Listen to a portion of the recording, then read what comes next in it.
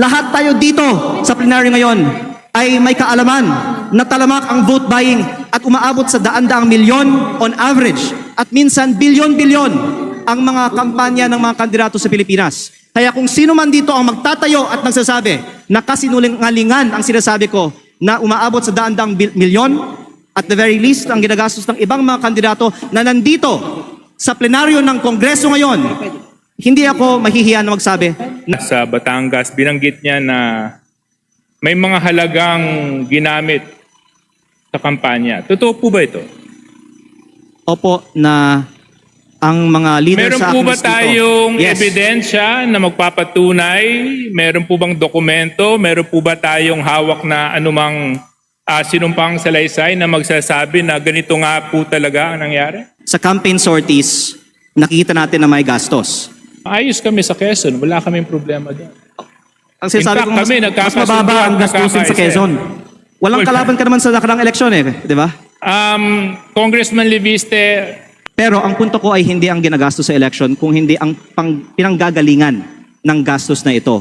Lalo na kapag lantaran ang kontraktor ay nasa campaign sortie at ako nga ay may personal na karanasan na si Garjola ay gumagastos para sa kampanya ni Vilma at Lucky. Mr. But in Speaker, terms of your question on why now, I would like to say that my focus has been on transparency and accountability on corruption in the DPWH and the flood control investigations. Kasi hindi sapat na i-disqualify natin ang mga ang mga kandidato na may vote buying sa mga eleksyon.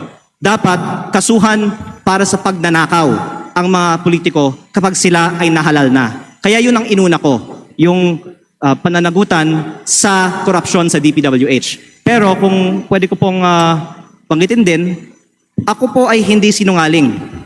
Ayokong bulahin ng taong bayan.